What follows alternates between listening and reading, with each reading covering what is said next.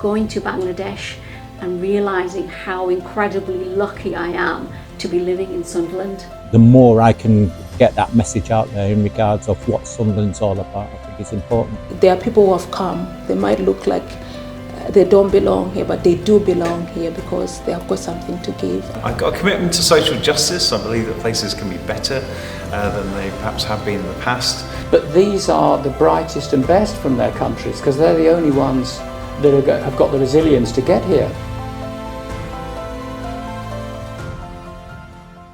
So I run Women's Community Boutique, and Women's Community Boutique is about empowering women, bringing communities together and being environmentally sustainable.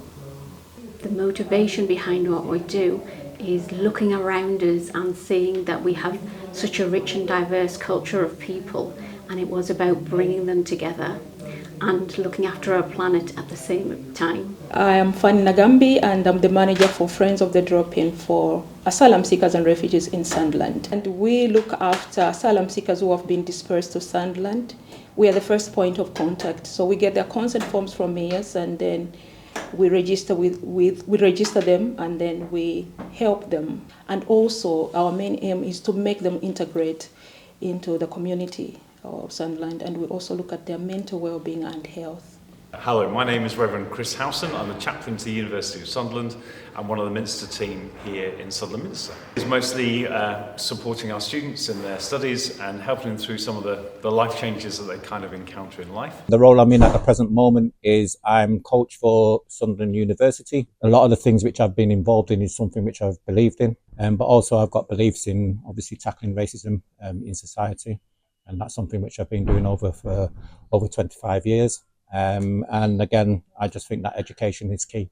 I think to work with asylum seekers and refugees in Sunderland it's very rewarding and kind of easy to do in a way because the local community, there's so much support. Seeing how resilient those people were. The world is your oyster in this country and it's just finding it. I was a service user, so I know exactly what 4D gives. So I started as a service user. I came to Sunderland, was dispersed to Sunderland in 2016. Came and I was taught about 4D, the work they do actually before I arrived into Sunderland. We help with the well-being, physical and mental health of asylum seekers. We help to integrate them in the local community, and some of the local groups that we integrate them with are very, very welcoming and kind. So it's easy and quite rewarding work to do.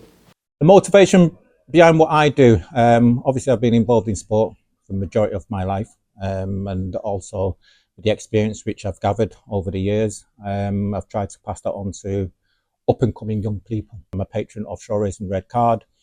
You know, what we try to do is educate people in regards of terminology, what words you should be using.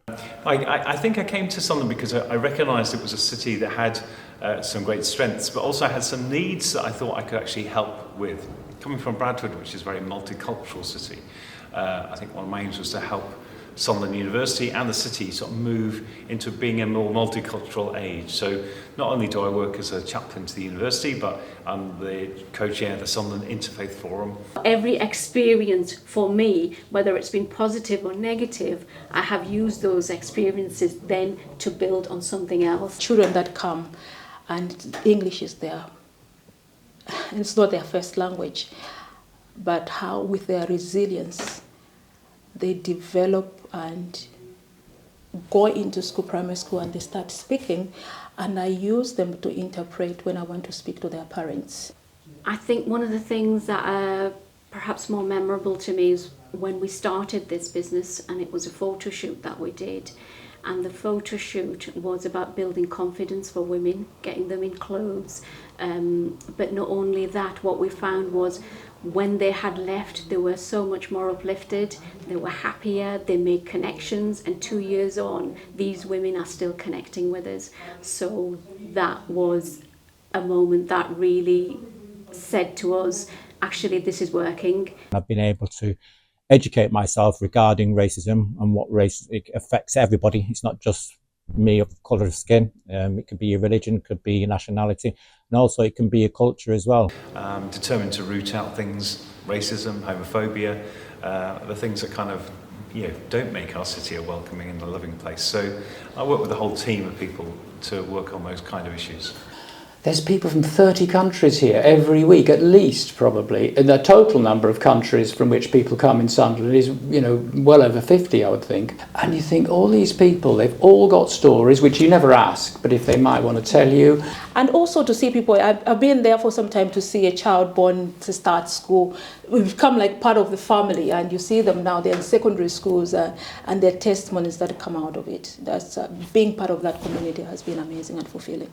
What I've been able to do then is take my experiences around into schools, colleges, around the country as well. I've been able to hopefully, put the message out there in regards of Sunderland as a city. And I think it's important to put that message across.